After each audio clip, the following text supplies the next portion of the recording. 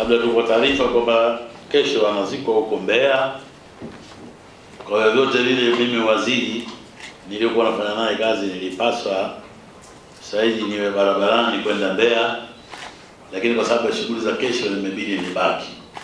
Lakini naibu waziri mara baada ya kuapishwa sasa hivi yuko barabarani anakwenda Mbeya kwenda kuwakilisha wizara yetu katika mazishi haya. Kama mtakavyokumbuka, mwaka 2016 serikali ilianza kuadhimisha siku mbili za kimataifa kwa pamoja, yaani kwamba tarehe 10 Disemba kila mwaka siku ya kimataifa ya kupambana na rushwa na siku ya kimataifa ya haki za binadamu, ambapo kwa Tanzania maadhimisho haya yanajulikana kama siku ya maadili, haki za binadamu na haki za binadamu. Hivyo huu ni mwaka wa 5 sasa kwa maadhimisho haya kufanyika kwa pamoja hapa nchini kwetu. Yaani kwamba tarehe 9 kulikuwa na sikukuu nyingine, maadhimisho mengine, tarehe 10 Disemba maadhimisho mengine. Mtazingatia kwamba tarehe 9 Disemba kama leo ni siku ya sherehe ya uhuru na jamhuri, kwa hiyo ikawa imegongana na hizi siku ya kimataifa. Ndio maana zote serikali ikaamua kwamba zote ziadhimishwe kwa pamoja. Kesho kilele iwe kesho tarehe 10. Kwa hiyo ndugu waandishi wa habari, sote tunakubaliana kwamba jukumu kubwa la serikali ni kuwaletea wananchi wake maendeleo. Hivyo usimamizi wa maadili mema, haki za binadamu na mapambano dhidi ya rushwa linatakiwa kuwa swala endelevu, kwa kuwa ndio msingi wa utoaji huduma inayokidhi matarajio ya umma. Serikali yoyote makini inatarajiwa iwahudumie wananchi wake vizuri na kusimamia vyema rasilimali za nchi kwa manufaa ya walio wengi.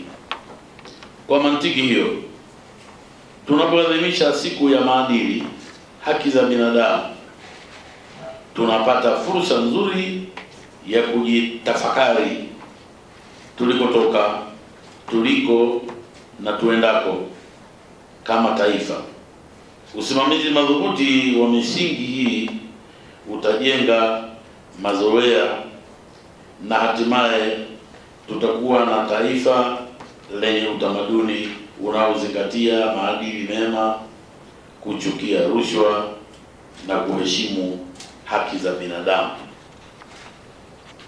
Serikali imeamua kufanya maadhimisho haya kila mwaka. Lengo ni kuonyesha dira ya Tanzania tunayoitaka. Tunaitaka Tanzania ambayo haijagubikwa na rushwa, tunaitaka Tanzania ambayo inazingatia haki za binadamu. Ndio maana viko vyombo maalum vinavyosimamia sheria na haki za binadamu. Polisi, TAKUKURU, kaguzi kwenye manunuzi, lakini pia wizara zote zina sehemu inayoshughulikia masuala ya maadili na haki za binadamu. Kwa hiyo swala maadili na haki za binadamu ni swala mtambuka. Vyombo vilivyokusanyika hapa ni vile ambavyo vinaratibu tu, lakini si kwamba wao tunaacha peke yao. Ukienda wizara ya elimu kuna maadili, ukienda kwenye majeshi kuna maadili. Wizara zote za serikali swala la maadili na haki za binadamu linazingatiwa, swala la utawala bora linazingatiwa. Ndio maana utakuta madawati ya jinsia yako mpaka polisi, masanduku ya kura ya maoni, masanduku ya watu kuandika maoni yao yapo kila wizara. Lengo ni kuwa na Tanzania ambayo watu wake wanajua haki zao na wanashiriki katika kupambana na rushwa na kuzingatia haki za binadamu. Ofisi na taasisi husika ni pamoja na ofisi ya Rais Ikulu, ofisi ya Rais Management ya utumishi wa umma na utawala bora, wizara ya katiba na sheria, Taasisi ya kuzuia na kupambana na rushwa, Sekretarieti ya maadili ya viongozi wa umma, Ofisi ya Taifa ya Ukaguzi wa Hesabu za Serikali, Mamlaka ya Kudhibiti Ununuzi wa Umma, Tume ya Utumishi wa Umma na Tume ya Haki za Binadamu na Utawala Bora. Kama nilivyosema, hivi ni vyombo vinavyoratibu shughuli zetu hapa, lakini sio vyombo pekee yake ambavyo vinavyoshiriki, kwa maana serikali nzima inashiriki katika swala la kupambana na rushwa, wizara zote, na swala la kuzingatia haki za binadamu. Ndugu waandishi wa habari, nimeeleza awali kwamba siku ya maadili na haki za binadamu tunayoadhimisha kila mwaka hapa nchini imetokana na maadhimisho ya siku mbili tofauti ambazo huadhimishwa kimataifa, yaani siku ya kimataifa ya kupambana na rushwa na siku ya kimataifa ya haki za binadamu. Mwaka 2003 nchi wanachama wa Umoja wa Mataifa zilikubaliana kuwa na siku ya kimataifa ya kupambana na rushwa kila mwaka tarehe 9 Desemba kuanzia mwaka 2004 ili kutoa fursa kwa nchi wanachama kutathmini juhudi zao za kudhibiti vitendo vya rushwa. Aidha, siku ya kimataifa ya haki za binadamu huadhimishwa na nchi wanachama wa Umoja wa Mataifa kufuatia tangazo la mwaka 1948 la Umoja wa Mataifa kuhusu haki za binadamu. Katika kuadhimisha siku hii hapa nchini kwetu, sote tunatambua hatua kubwa iliyopigwa na serikali yetu katika kusimamia maadili katika utumishi wa umma, kupambana na rushwa na kusimamia haki za binadamu. Tuna taasisi na vyombo mbalimbali ambavyo vimepewa majukumu mahususi katika kusimamia maadili, kupambana na rushwa na haki za binadamu. Taasisi na vyombo hivi vinaendelea kuongezewa uwezo na ufanisi wake umekuwa ukiongezeka mwaka hadi mwaka. Kichukulia mfano kwa taasisi ya kuzuia na kupambana na rushwa, hata ukaangalia kwa historia, ilianza kama special branch ya polisi, special branch polisi, imeenda baadaye imekuja kutungwa sheria ya kuzuia na kupambana. Enzi ya chama kimoja tukawa na ile tume ya utawala bora, sheria ambayo ilihusu mwenendo na tabia ya viongozi, mwenyekiti wake marehemu Abdalla Nuh. Tukatoka tumeingia mfumo wa vyama vingi, imetungwa sheria taasisi ya kuzuia na kupambana na rushwa. Ilianza makao makuu Dar es Salaam, ikaenda kwenye kanda, imeimarishwa sasa kila wilaya ina ofisi taasisi ya kuzuia na kupambana na rushwa. Nimetoa mfano wa hiyo taasisi moja, lakini nataka kusema ni kwamba vyombo vyote vinavyosimamia haki za binadamu, vyombo vyote ambavyo vinasimamia mapambano dhidi ya rushwa vimekuwa vikiimarishwa mwaka hadi mwaka.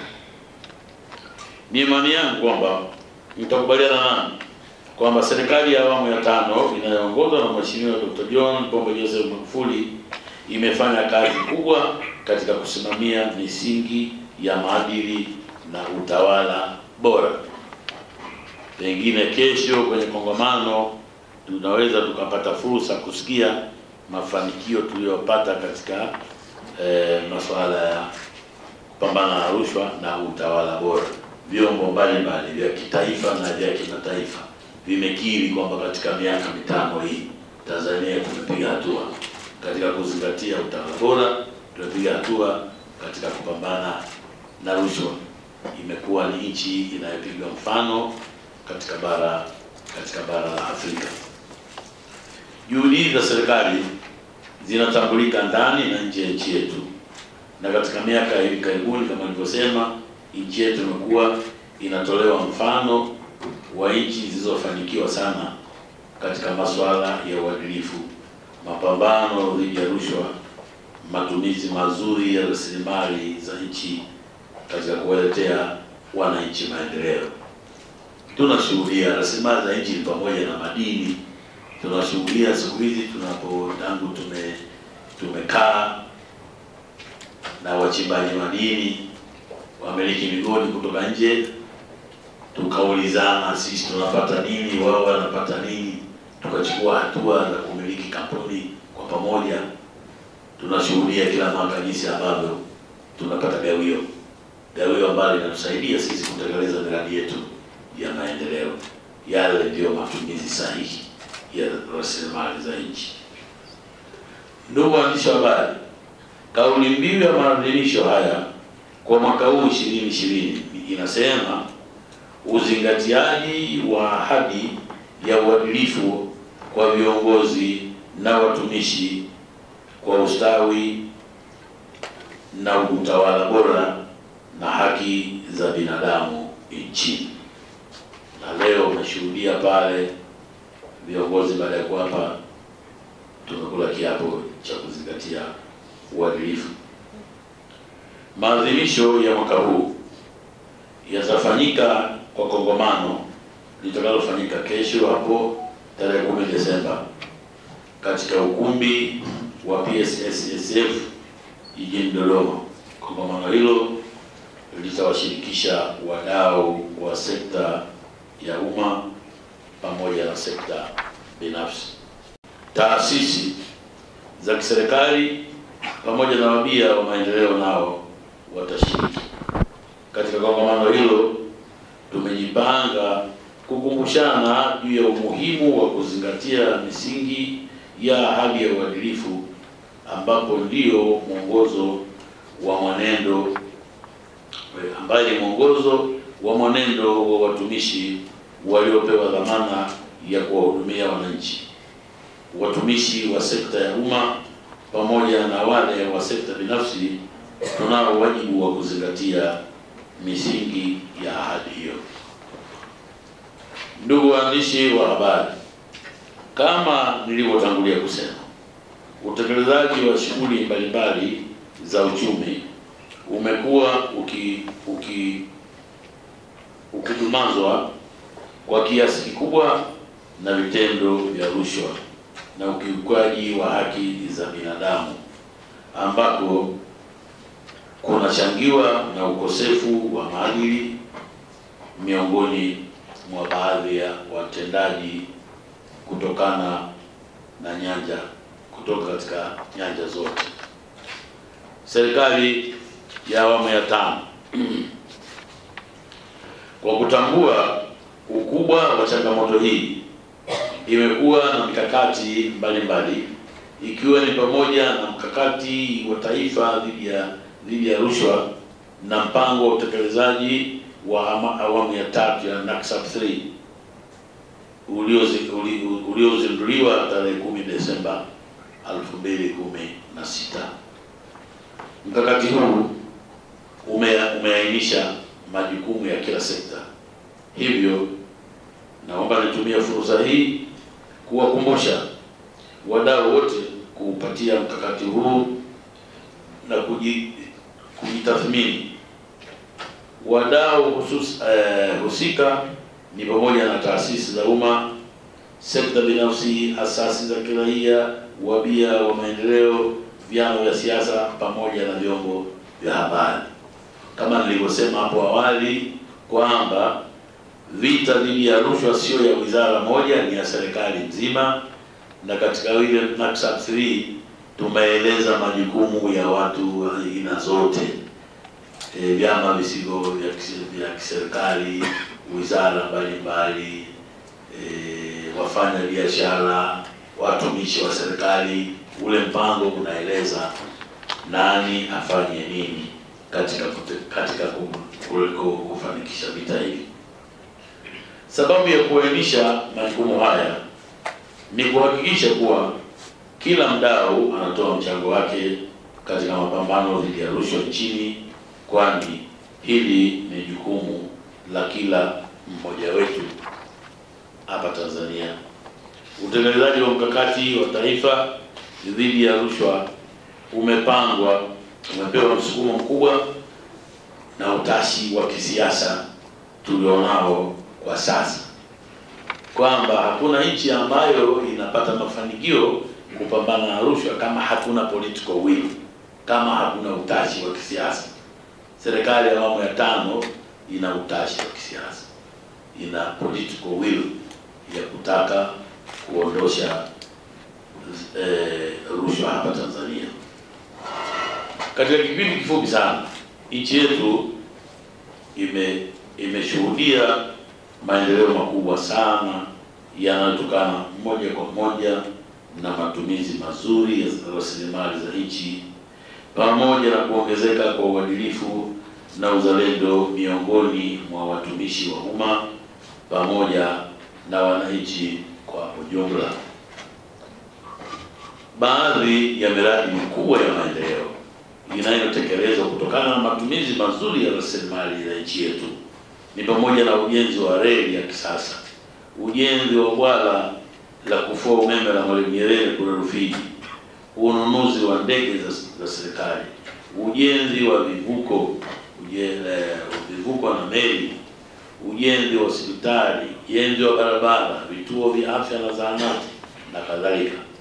Yote haya yamefanyika kwa idadi na ukubwa ambao ni vigumu kueleza, kwani yanatekelezwa ndani ya muda mfupi wa miaka 5 ya serikali ya awamu ya 5.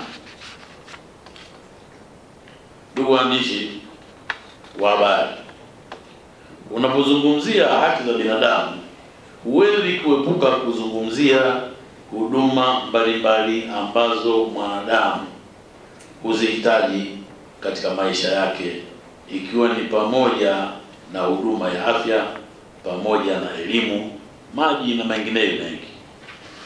Upatikanaji na utoaji wa huduma za afya na elimu nchini umeboreshwa na umeendelea kuboreshwa ili kukidhi mahitaji na viwango.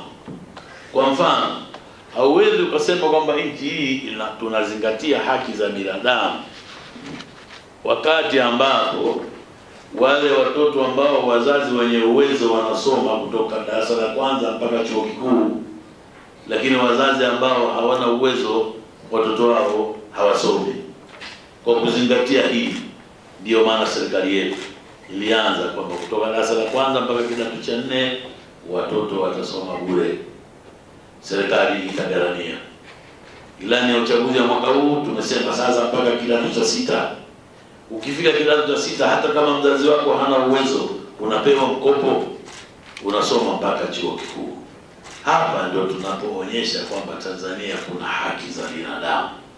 Hatuwezi tukawa haki, mtoto ana akili, amepata first class mtihani wa form 4, lakini hawezi kuendelea na masomo kwa sababu baba yake hana karo. Hapo hatujazingatia haki za binadamu. Lazima tuwawezeshe watoto wote hawa wenye uwezo, wanaofundishika, waweze kuendelea na masomo. Huduma za afya nchini zimeimarika kutokana na juhudi kubwa ya serikali ya awamu ya 5 ambayo kwa kipindi cha miaka 5 iliyopita imeweza kujenga vituo vya kutolea huduma ya afya vipatao 1888. Aidha, idadi ya shule za msingi na sekondari imeongezeka sana, na hii imesaidiwa watoto wetu wengi zaidi kuweza kupata elimu.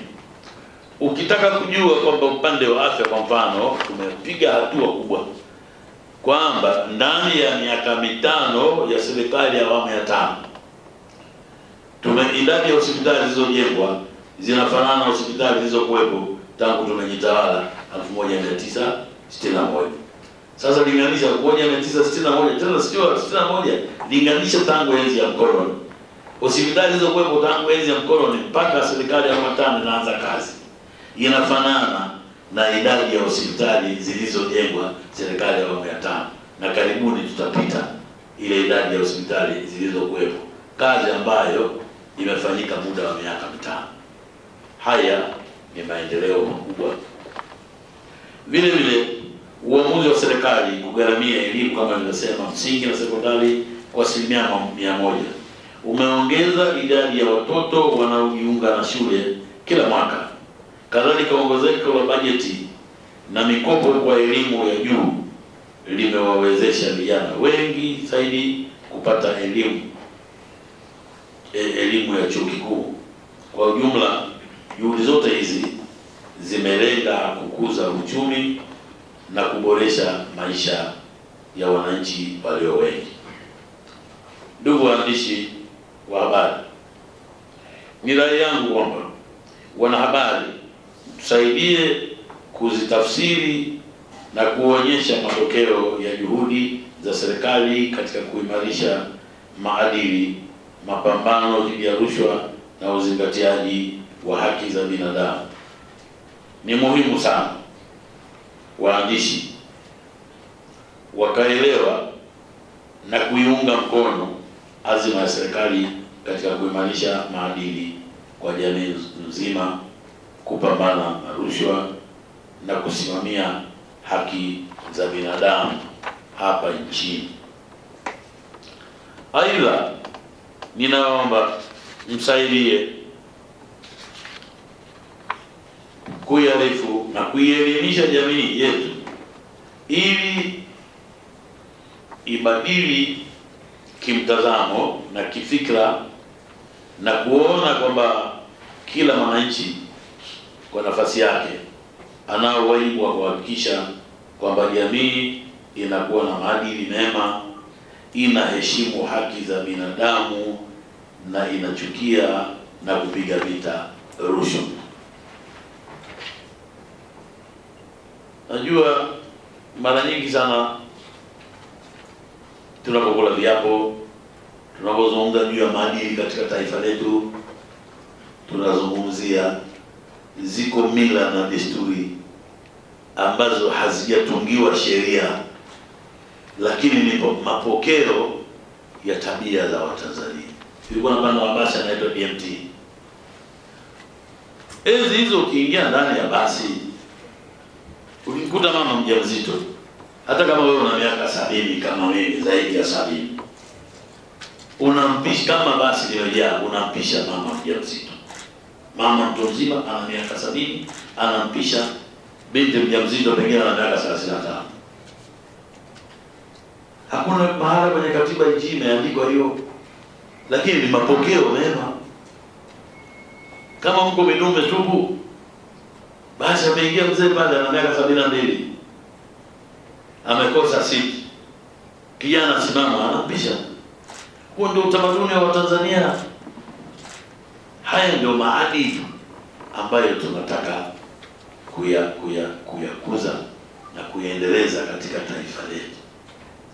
Maadili ya kuheshimiana, taifa ambalo wanaheshimiana. Wengine wakitoka nje wanatuangalia sisi. Tuna utamaduni mzuri tu, ukifika mahali mtu mzima, shikamoo mzee, shikamoo mama. Mataifa mengine hawana hilo. Watu wanakutana kwenye basi, huyo amekaa hapa, huyo amekaa hapa, kila mtu anasoma gazeti, hawasalimiani. Lakini Mswahili, wewe nenda Dar es Salaam pale nyumba ya vyumba 6 hivi. Mimi siku moja nilikuta nilikuwa nasoma, nikaenda kumtembelea ndugu yangu anakaa nyumba ya vyumba 6. Nimewakuta wenzake wamekaa barazani pale. Sikuwasalimia na hamu ya kumwona yule bwana. Nikapitiliza nikaingia ndani. Nikamkuta yule rafiki yangu hayuko chumba, amefunga. Kwa ushamba wangu nikarudi. Eti nani ameenda wapi? Nilipata darasa pale sijasahau mpaka kesho. Kama ndugu wetu wewe umepita hapa wala ukutusalimia. Kwa sababu umekosa jamaa huko ndani, ndio unatuona sisi wa maana. Ndio unatuuliza kwamba yuko wapi. Hiyo ni culture yetu. Fika mahali jamani, jambo mimi mgeni wa Juma huko ndani sijui nimekuta, wala ungeweza kunirudisha pale pale nje kwamba huyu tulewe hayupo, wala sikesumbuka kuingia kule ndani, wangenirudisha mapema. Huo ndio utamaduni wa Tanzania, takana hali kusalimiana. Ndugu waandishi wa habari, kwa kumalizia, ninaomba nikumbushe kwamba maadhimisho ya mwaka 2020 yameanza leo kwa ufunguzi ambao ndio unafanyika sasa hivi kwa kuzungumza na waandishi wa habari. Wananchi wapate taarifa kuhusu siku hii muhimu ya maadili na haki za binadamu. Kilele cha maadhimisho haya kama nilivyosema ni hapo kesho tarehe 10 Desemba, ambapo tutahitimisha maadhimisho haya kwa kongamano litakalojumuisha washiriki kutoka sekta za umma, sekta za binafsi, taasisi zisizo za kiserikali, wabia wa maendeleo, pamoja na maadhimisho pamoja na waandishi wa habari. Kongamano hilo litafanyika katika ukumbi wa PSSSF makao makuu jijini Dodoma. Tunakaribisha waandishi wa habari muje kushiriki na kueneza yale yatakayokuwa yamejadiliwa katika kongamano la kesho. Basi kama nilivyosema, leo pia tunazindua. Baada ya maelezo haya, sasa ninatangaza kwamba maadhimisho ya siku ya maadili na haki za binadamu mwaka 2020 yamefunguliwa rasmi. Ninawashukuru waandishi wa habari kwa kuitikia wito wetu wa kufika kwa wingi katika uzinduzi wa maadhimisho ya mwaka huu ya siku ya maadili na haki za binadamu. Tunapata mafanikio katika vita dhidi ya rushwa kwa sababu kuna utashi wa kisiasa, yaani kwamba chama tawala, rais wa nchi na serikali yake wamedhamiria kutokomeza rushwa. Hiyo ndio political will. Na nikasema nchi ambayo hakuna political will hamwezi mkapambana na rushwa. Nataka nitoe mfano. Nchi moja ya West Africa nilikwenda, walipitisha sheria ya kutangaza mali, na walikuja kwetu Tanzania kujifunza jinsi ambavyo sisi tunajaza fomu kila viongozi kujaza mali. Kwa nini kutangaza mali? Wakaenda kwao West Africa, wakapitisha hiyo sheria kwa mbinde. Ulipofika muda wa kutangaza mali, kuanzia rais mpaka na wakubwa wote wa serikali, hakuna aliyetangaza mali. Kilikosekana nini pale? Political will. Ndio maana ya political will. Sisi political will ipo. Wewe nenda katika vituo vya petroli, rais katuambia ukinunua kitu dai receipt, ukiuza toa receipt. Watanzania wameelewa. Hakuna mtu zamani alikuwa anadai receipt kituo cha mafuta. Kwa hiyo ndio maana nikasema political will iko na tunafanikiwa kwa sababu kuna utashi wa kisiasa wa kutaka kupambana na rushwa katika nchi yetu. Utashi wa kisiasa lazima uanzie uongozi wa juu wa siasa katika nchi, kuanzia rais, mawaziri wake, makatibu wakuu, iende mpaka viongozi wa mitaa na